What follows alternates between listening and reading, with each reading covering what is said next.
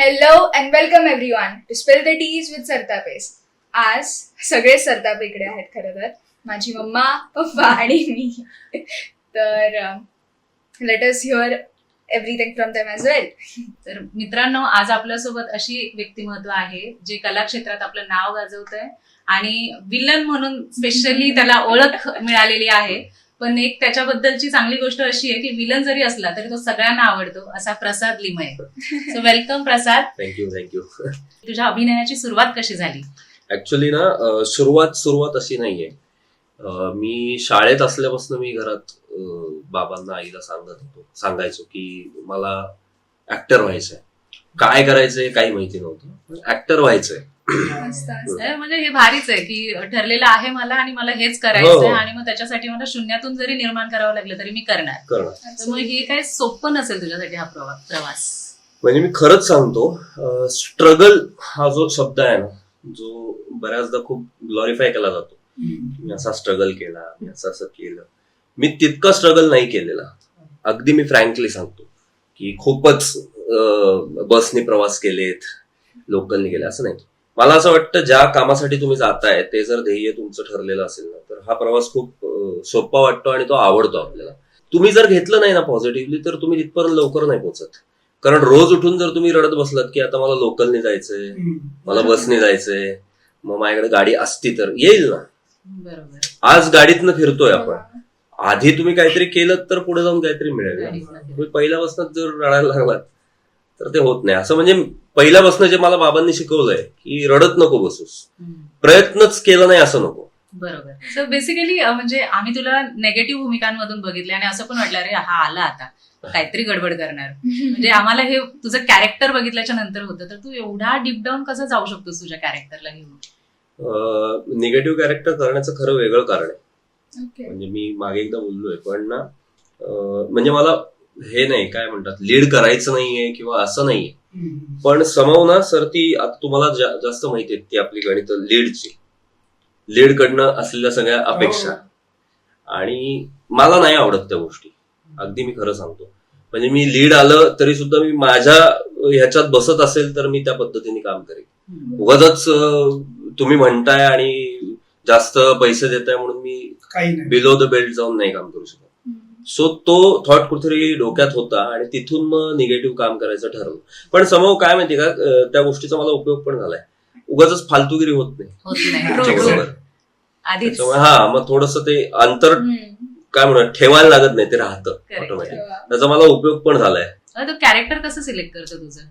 Audition तर होतातच, सगळ्या गोष्टी होतात, पण तू पण चुझी आहेस ना थोडा.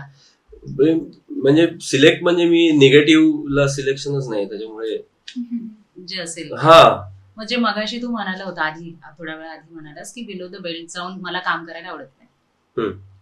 बिलो द बेल्टचा अर्थ आता तुम्ही सध्या इंस्टाग्राम किंवा वेब सिरीज ह्याला लिमिटच राहिलेलं नाही कशालाच. बरोबर.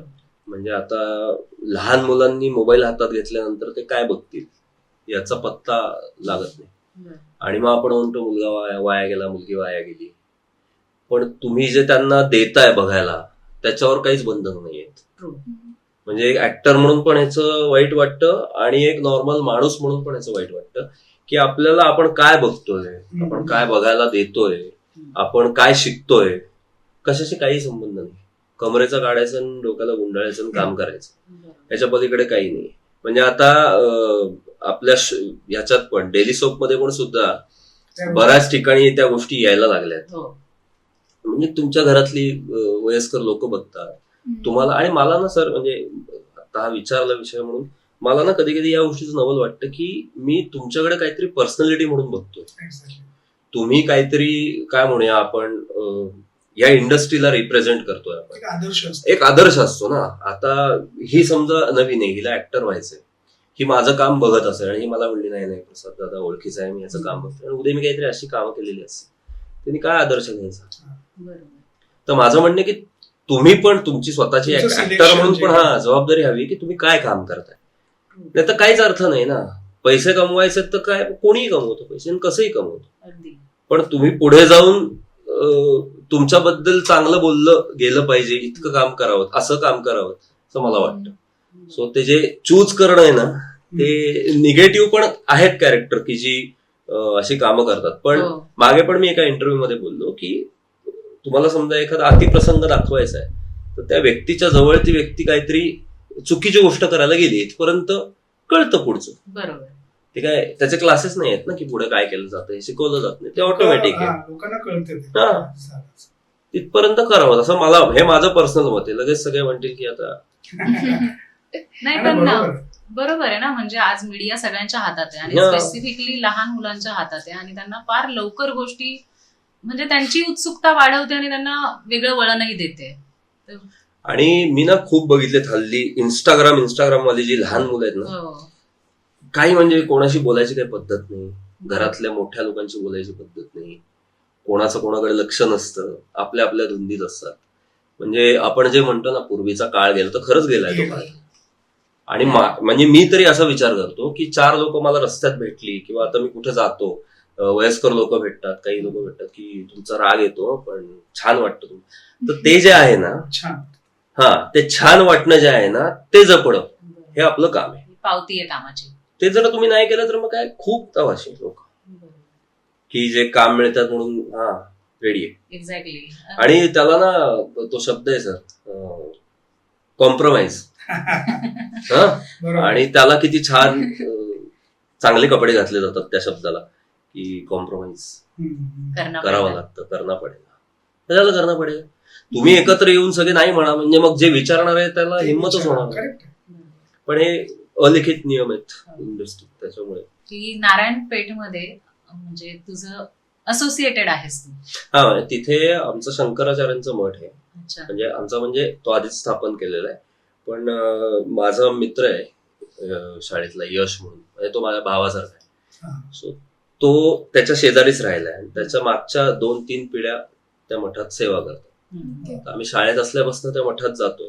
मग काही वर्षानंतर यशचे बाबांच्या नंतर म्हणजे बाबा आहेत पण त्यांच्यानंतर थोडंसं काम यश करायला लागलं, मग मी पण, मग आम्ही 2-3 मित्र मिळून ते आम्ही त्याचं सगळं काम बघतो. तिथे पाठशाळा आहे, गोशाळा आहे आणि तिथलं म्हणजे मी येऊन जाऊन असतो पण बाकीचे लोक मग पुण्यातली ते फार बघतात. चांगलं काम करतात. म्हणजे हे सगळं करत असतानाही या गोष्टींकडे लक्ष देणं. म्हणजे ते तेवढी गरजेची गोष्ट आहे सर ती आता. आणि एवढं गरजेची सगळं गोष्ट तू करतोय असताना सर. स्पिरिच्युअल हा. राहणं इज ऑल्सो नेसेसरी ना. नेसेसरी म्हणण्यापेक्षा श्वास नाही घेतलात तुम्ही तर तुम्ही मरणार. हम्म. तसं जर तुमचं देवावर असेल ना की बाबा निदान, काही लोक असतात बघा मी मानतो पण जरा कामात असलो तर नाही जमत, ते तसं नाही होत. माझं म्हणणं आहे की मानता तर पूर्ण माना, पूर्ण. नाही तर माणूस नका. आणि एखादा जर करत असेल तर त्याची चेष्टा करू नका, असं माझं मत आहे. सो ह्या कामात असताना पण ते करतो कारण पहिल्यापासून मी ते करत आलोय. म्हणजे आता मला जुने काही पुण्यातले वगैरे मित्र भेटतात, अरे ह्याच्यात गेला तू यार आम्हाला ओळखणार का नाही ओळखणार ना. आधी पण भेटत होतो आपण, आधी पण चहा प्यायला एकत्र. आता काय वेगळं झालंय, मला काय शिंगाले. पण हे मित्रच असतात जे असं बोलू शकतात. हो ते आहे. मोठा झालास तू आता भेटत नाही, फोन उचलत नाही. नाही ते वेगळे सर, ते वेगळे. ते वेगळे. म्हणजे आपण जे मालक करतो ते वेगळं. पण हे असतात ना यार मला भीती वाटली तुला कसा फोन करावा, तू उचलशील का, उचल तू की काय, त्याला काय झालं, सारखं नका करू फक्त ब्लॉक. तुझी स्वामींवर प्रचंड निष्ठा आहे आणि हे वारंवार तू म्हणजे सांगत आलायस. म्हणजे असा काही किस्सा तुझ्या आयुष्यात घडलाय का ज्याच्यामुळे? खूप आहेत. तुम्हाला कुठला सांगू सांगा, खूप आहेत. जर तुला असं वाटतं की तो which is very near to your heart. Actually ना माझ्या आईचं ऑपरेशन झालं हार्टचं. सो मला चांगलं आठवतंय म्हणजे देव कशी मदत करतो तुम्हाला. त्या दिवशी काय झालं, डॉक्टरांनी सांगितलं की त्यांना 2 ब्लॉकेज आहेत आणि इमिजिएट ऑपरेशन करायला लागेल कारण दोन्ही 90% आहेत. म्हणलं पण म्हणजे मला टेन्शन आलं की करायचं काय आता पुढे, कारण डॉक्टर म्हणले आज केलंच सर, नाही तर मग मी नाही येऊ द्या. डॉक्टरच नाहीये. आणि त्या दिवशी नेमकी आंबेडकर जयंती होती आणि सगळं बंद. तर माझ्या डोक्यात नाही, मी डायरेक्ट निघालो गाडीवरनं आणि गेलो. तिथे गेल्यानंतर सगळं बंद. कम्प्लीट मी संपलो होतो. म्हणलं आता करायचं काय. तर तिथे एक माणूस बसला होता आतमध्ये, जे हे असतात ना गोळ्या वगैरे देतात ते. तर मी म्हणलं दादा असा असा विषय ऑपरेशन आहे. म्हणले दादा आज काहीच नाही होऊ शकत, डॉक्टरच नाही आहेत, तुम्हाला सही कशी देणार? म्हणलं अहो पण मग आता मी काय करू? म्हणले काय आता मी तरी काय सांगू, म्हणले डॉक्टरच नाहीत, कोणीच नाहीये इथे. अहो म्हणलं मग पेशंट वगैरे? ते म्हणले ते नॉर्मल डॉक्टर आहेत, जी सही लागते डॉक्टर नाहीये तिथे. म्हणलं मग नंबर बिंबर? काहीच नाही. म्हणले जा तुम्ही, काहीच करू शकत नाही. मी अक्षरशः म्हणजे रडकुंडीला आलो होतो की मी आता करू काय. आणि मी बाहेर येऊन मी ताईला फोन करणार तेवढ्यात हे रेल काहीतरी लिहिली, त्यांच्या गाड्या असतात ना त्याची एक गाडी आली आणि त्यातनं 2 चांगले व्यवस्थित दिसणारे लोक, डॉक्टर वाटले नाहीत मला, ते उतरले काहीतरी, ते हिंदीत त्यांचं बोलत होते. आणि आज जाताना मला त्यांनी विचारलं आप इधर क्या कर रहे हैं? म्हणलं नहीं सर वो ऐसा ऐसा है, अभी बंद है आज कुछ नहीं होगा. म्हणलं सर नहीं मेरी माँ एडमिट है और ऑपरेशन रुका है, वो कुछ कर सकते हैं का? अच्छा अंदर आओ. आत गेलो, काही बघितलं नाही त्यांनी, फॉर्म घेतला, शिक्का मारला, सही केली आणि जा म्हणले. म्हणलं सर आप? मैं इधर का मैन हूँ. म्हणलं आप? नहीं मेरी फाइल एक्चुअली भूल गई थी इसलिए वो लेने के लिए आया था मैं आज तो छुट्टी आहे ना. आता ते का आले त्या दिवशी? आंबेडकर जयंती होती, सगळं बंद होतं. त्या दिवशी जर झालं नसतं तर असे खूप अनुभव आलेत मला. आणि मी पण जेव्हा गेलो ना, हार्डली हा सगळा जो घडला ना हे 20-25 मिनिटात घडलं असेल. कारण बुधराणी नावाचं एक हॉस्पिटल आहे जे स्टेशन पासून हार्डली 5 मिनिटावर. तर तिथून मी 5-10 मिनिटात गाडीवर गेलो होतो. तेव्हा काही गर्दी नव्हती, सुट्टीच होती त्या दिवशी. येईपर्यंत एक 20-25 मिनिटात आला. डॉक्टर म्हणले तू कसा काय आला आज? तू गेल्यावर मला कळलं आज आंबेडकर जयंती. म्हणलं हो पण सर झाली असे, शक्यच नाही, दाखव. झाली आहे आणि इमिजिएट ऑपरेशन सुरू झालं. Great great. म्हणजे ते जुळून येणं म्हणजे बघ ना, म्हणजे ते नाहीये डॉक्टर, हा तू निघून जर गेला असता, मी गेलो असतो फोन करून की नाहीये आणि तू येऊन गेला असता म्हणून, पण हे मी नेहमी हे अनुभवलंय सर. हे अजून खूप गोष्टींमध्ये अनुभवलंय. म्हणजे एकदा तुम्हाला एक सांगायचा किस्सा, तर आम्ही गावाला चाललो रत्नागिरीला. गाडीत मीच गाडी चालवत होतो, मी, आई, बाबा, माझा मित्र यश चाललो होतो. आणि ना आंबाघाट आहे ना, आंबाघाटात संध्याकाळ झाल्यानंतर ना फारसं दिसत नाही, कारण लाईट वगैरे प्रकारच नाही. त्या दिवशी तर काहीच नव्हतं तिथे आजूबाजूला. हा आता तरी तो जरा बरा आहे, पण पूर्वी तर काहीच नव्हतं. तर ना एका पॉइंटला ना मला सवय आहे, मी तारक मंत्र वगैरे लावतो गाडीत जाताना कुठे घाटात किंवा कसे. तर ना ते चालूच होतं एकीकडे. आणि अचानक मला बाबा म्हणले थांब. हे आता वाटेल आपण अगदी स्क्रिप्टेड आहे सगळं, पण खरंच स्क्रिप्टेड नाही. बाबा म्हणले थांब. म्हणलं काय स्पीड बीड नव्हतं, नॉर्मल चाललं होतं. म्हणलं काय आलं? नाही म्हणले थांब. म्हणलं काय झालं? थांब म्हणजे पुढं काय? म्हणले नाही थांब चहा घेऊ. म्हणलं मग असं बोला ना, मी घाबरलो ना. म्हणलं चहा घेऊ म्हणा ना. नाही म्हणले थांब. म्हणलं ठीक आहे म्हणून बाजूला घेतली गाडी आणि मी आणि यश उतरलो. यश पुढेच होतो माझ्याबरोबर. आणि सर हार्डली एक 10-12 पावलं चालून पुढे गेलो असेल ना, तर तो रोड पूर्ण खचला होता. म्हणजे शपथ सांगतो, मी खोटं नाही बोलत, अख्खाच्या अख्खा रोड खचलेला होता. आणि तिथे काही रिफ्लेक्टर नाही, काही नाही. तिथे काही माणसं दिसली मला. ते म्हणले की आम्ही तेच लावत होतो आता की दरड कोसळली. असे खूप अनुभव आले. म्हणजे मी पहिल्यांदा बोललोय, कोणाला सांगितलं नाही मी. पण आता बाबांना असं काही नाही ना की सिद्धी होती वगैरे, ते करतात. जेव्हा त्यांना द्यायचं असतं ना तुम्हाला, तेव्हा ते कोणाच्या तरी मार्फत तुम्हाला ते सांगतात. तुझा मुंबईतला किस्सा पण आम्ही तो ऐकलाय की तुझं ते घर शोधत होतो तेव्हा. ते आजोबा मला नंतर दिसलेच नाहीत. खाली आल्यानंतर गायब झाले. ते गायब म्हणजे असे गायब नाही, पण ते दिसलेच नाहीत. मी त्या चहावाल्याला पण विचारलं बाहेर परत येऊन, तो म्हणला नाही इथेच कुठे राहणारे असतील, कोणी नाही. म्हणजे मी तो व्हिडिओ आल्यावर युट्यूबवर काही कमेंट्स पण वाचल्या की तुलाच बरे स्वामी भेटतात किंवा तुलाच बरे स्वामी मदत करतात. तर मला ते आवडत नाही प्रत्येकाला रिप्लाय करत बसायला. कारण नाही, मग माझं म्हणणं आहे की तू म्हणजे XYZ जो कोण असेल तो एकदा माझ्यासारखं करून बघ किंवा माझ्यासारखा विश्वास ठेवून बघ आणि मग सांग. मग मी तुला विचारेन की तुलाच का स्वामी मदत करतात.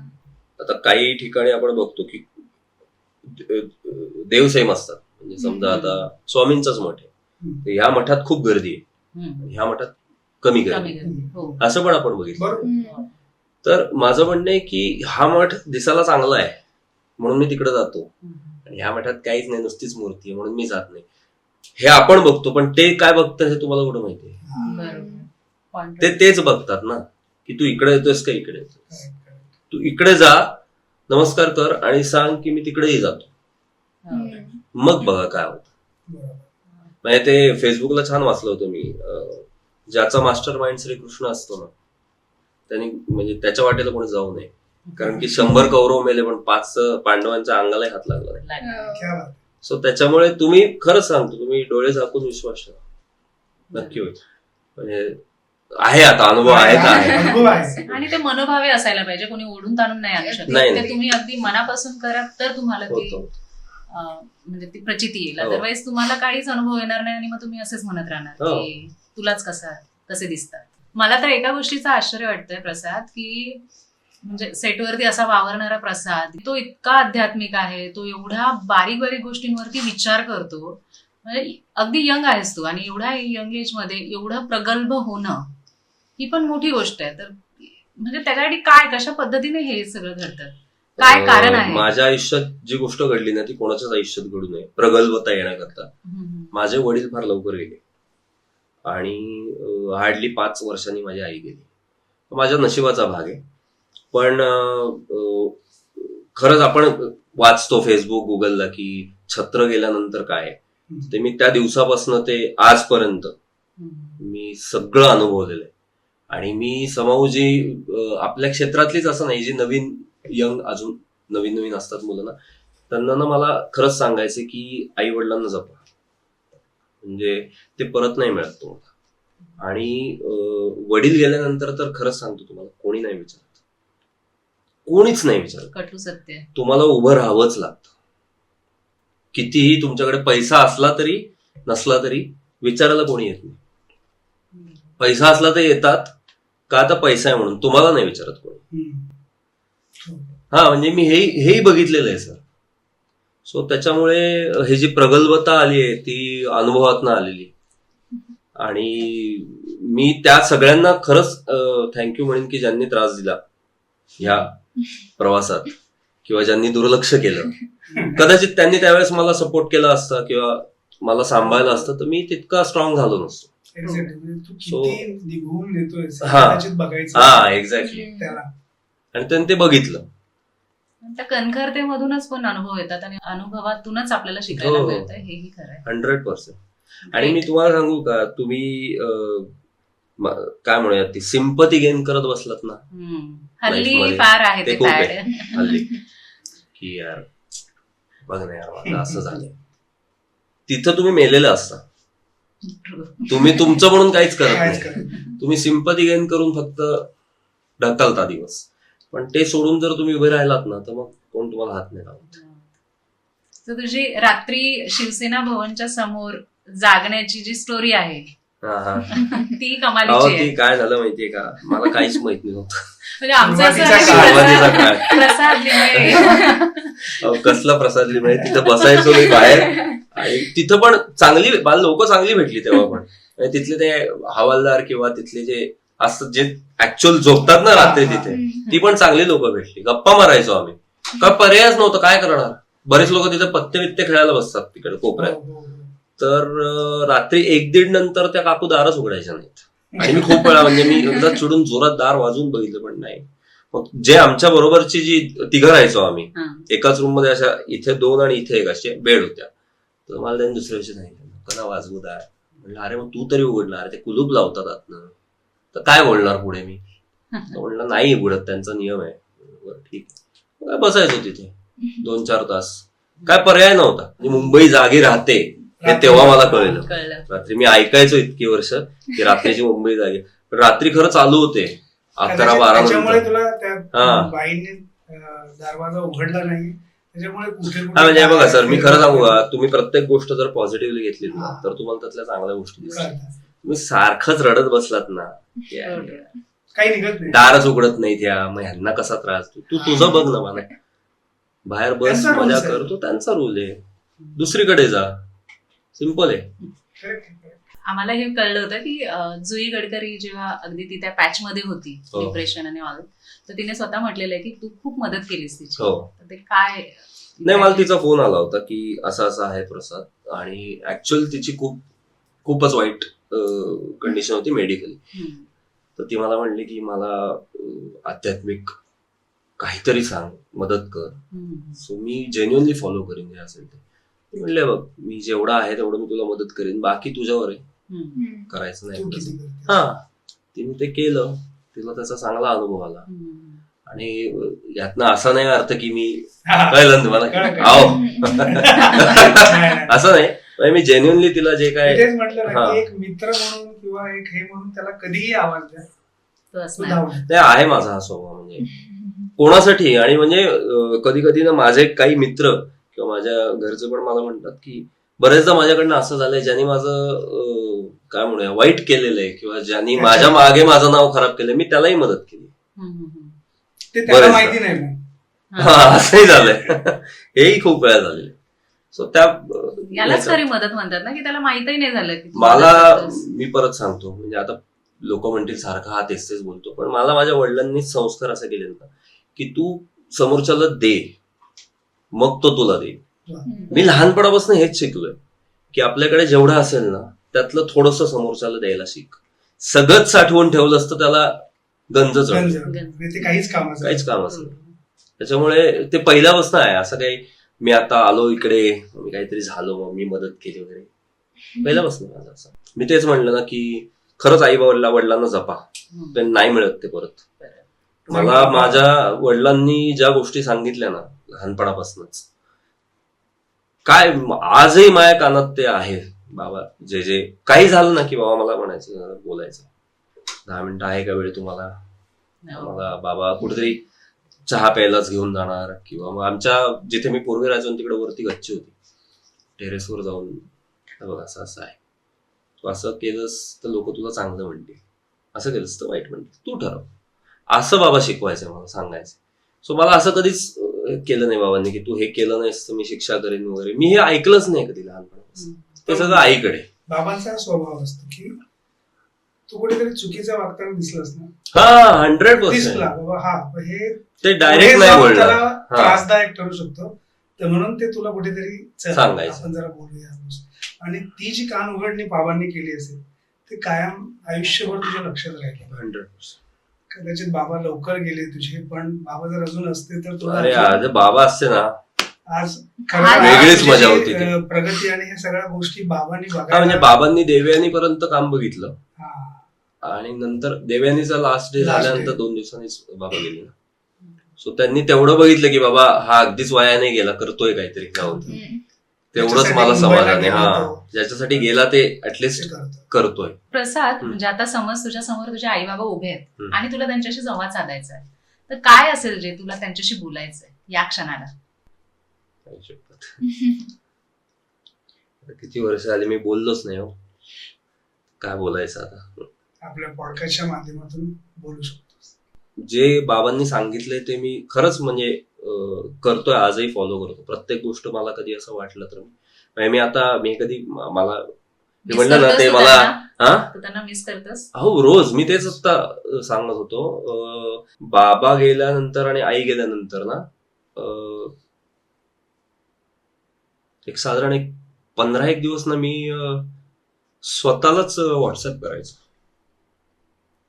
आणि मी स्वतःच रिप्लाय करायचो. असं मी एक 15 दिवस गेले.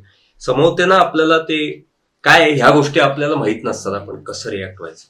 सो मी बरेचदा असं करायचो की मी बाबांच्याच नंबरला मेसेज करायचो सॉरी, मीच रिप्लाय करायचो.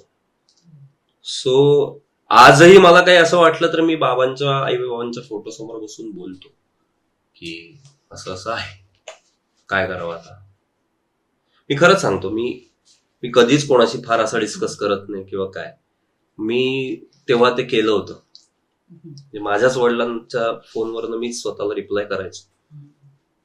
पण मग नंतर मी तेच म्हणलं ना सर की कुठेतरी तुम्हाला ते काय म्हणतो झोन ब्रेक करायला लागतो, नाही तर मग तुम्ही इतके विचित्र अडकता ना त्यातून बाहेर पडता. हा, तेही परत बाबांमुळेच. कारण की अपडाऊन्स जे असतात ना लाईफ मधले, ते माझ्या वडिलांनी इतके बघितले होते, त्यामुळे मला ते सतत सांगायचं की आज गाडीतनं फिरतोयस, माजायचं नाही, काही उद्या सायकलवरनं फिरलास तर लाजायचं नाही, नाही. लक्षात ठेव. त्याच्यामुळे मला त्या गोष्टी इतक्या डोक्यात हे आहेत ना, हम्म. की मला ते सोपंच असं. त्यामुळे त्यांचे अनुभव तुला खूप हा महत्वाचे. Great great. आपण म्हणजे मला पण Emotional थोडं झालं इमोशनल सगळं. नाही सॉरी, मी हा कधीच बोलत नाही हा विषय, मी खरंच सांगतो, आज तर तुम्ही काढलाच विषय म्हणून मी बोललो. कारण आम्हाला माहितीये तू स्वामीन इतकीच भक्ती बाबा आणि आईसाठी सुद्धा करतोस. हो हो. आय नो की this is very heart touching and this is very हा नाही म्हणजे आता जे झालंय ते झालंय, पण माझं परत परत तेच सगळ्यांना सांगणं आहे आपल्या ह्याच्या माध्यमातून की ना, आणि हा निसर्ग नियम आहे, तुमच्याकडे एखादी गोष्ट एखादी व्यक्ती असते तोपर्यंत तुम्हाला किंमत नसते त्या गोष्टीची. नसते. गेल्यानंतर रडण्यात काहीच अर्थ नाही. म्हणजे ते ते आहे. फेसबुकला सर मी इतकं मस्त वाचलं होतं ना, की असेपर्यंत कोणी विचारायला येत नाही, पण गेल्यानंतर मी खांदा देतो, मी खांदा देतो, कोणी सगळे पुढे येतात. बरोबर. तर असताना जा, जा. किंवा तुमच्याकडे जी व्यक्ती आहे तेव्हा त्याला जपा. हम्म. गेल्यावर काय 4-5 तासाचा खेळ असतो शेवट. आणि गेल्यानंतर मी हे करायचं होतं, ते करायचं राहिलं, हे करणार होतो, टीआरपी ड्रामा, आहेच ना आता कर. ते रडायचं मग उगाच. पहिल्यापासून काय त्याला महत्व आहे. टीआरपी वरून आठवलं मला की फॉलोअर्स बघून कामं दिली जातात हल्ली. हो हे खरं आहे का? हो 100%. म्हणजे परत मी एकदा त्या विषयाच्या बाबतीत बोलायचं झालं तर, जे इंस्टाग्रामवर काय म्हणतात त्याला, इन्फ्लुएन्सर्स जे असतात ना, ते कामच वेगळं आहे. अच्छा. इन्फ्लुएन्सर्सच्या समोर सरतापेसर नसणार आहेत. बरोबर. चल ऍक्शन, ते त्यांचं करतात, त्यांना ते गॉड गिफ्ट आहे. बरोबर. म्हणजे ऍड फिल्म पण शूट केली ना आपण, तर तेवढ्या त्या सेकंदात तुम्हाला तो अभिनय करायचा आहे ज्यातनं तुम्हाला ते प्रॉडक्ट पोचवायचं असतं. बरोबर. तसंच इन्फ्लुएन्सर जे काही करत असतील, अगदीच जे करतात ते सोडून द्या, पण काही खूप चांगली लोक आहेत की ज्यातनं ते मेसेज देतात लोकांना, तर ते तेवढ्या वेळात बसवणं हे पण स्किल आहे. पण माझं म्हणणं असं आहे की ही इंडस्ट्री वेगळी आहे, ही इंडस्ट्री वेगळी आहे, ही इंडस्ट्री वेगळी आहे. तुम्ही दिग्दर्शक सिरियलचे आहात, तुम्ही फिल्मला गेल्यावर सिरियल सारखं नाही काम करू शकत, किंवा करूच नाही. हम्म. तसंच इन्फ्लुएन्सरचा अभिनय तुम्हाला डेली सोपला काम चांगलं करून देईलच असं नाहीये. बरोबर. सो आता जे चालू झालंय ना, म्हणजे बरीचशी लोक बोलायचं म्हणून बोलतात, ह्या यार चुकीचं आहे, पण माझं म्हणणं आहे की त्याच्या मागचं लॉजिक समजून घ्या की फॉलोअर्स जास्त आहेत म्हणून ह्या माणसाला बघायला येतील तर 100% येतील. किती दिवस, बरोबर ना. आज रातोरात स्टार झालं, समजा मीच इन्फ्लुएन्सर आहे, सरांच्या फिल्म मध्ये मी काम करतो, माझे 7 मिलियन फिल्म काय ते फॉलोअर्स आहेत, आणि माझी आज फिल्म आली म्हणून प्रसादची फिल्म म्हणून 1 आठवडा चालली, पुढे आठवड्याभरानंतर काय? काहीच नाही. मग जे खरे चांगले कलाकार आहेत, जे हाडाचे कलाकार म्हणतो आपण, बरोबर. त्या लोकांना काम नाहीये, आणि त्या लोकांना सांगायला लागतं की मी करू शकतो का. म्हणजे परत परत सांगतो, इन्फ्लुएन्सर्सचा आणि माझं काही वैर नाही, किंवा मी तर तितकं चांगलं काम करूही शकणार नाही जेवढे आता करतायत, पण आमचं म्हणणं असं आहे की हे वेगळं आहे, ते वेगळं आहे. तर ह्या क्षेत्रातल्या लोकांना हे कळावं की ह्या क्षेत्रातल्या लोकांना घेऊन इकडे काही करायला बघू नये. तर मित्रांनो, सध्या आपण इथेच थांबूया आणि परत भेटूया पुढच्या भागामध्ये स्पिल द टी विथ सरतापेज या पॉडकास्टमध्ये.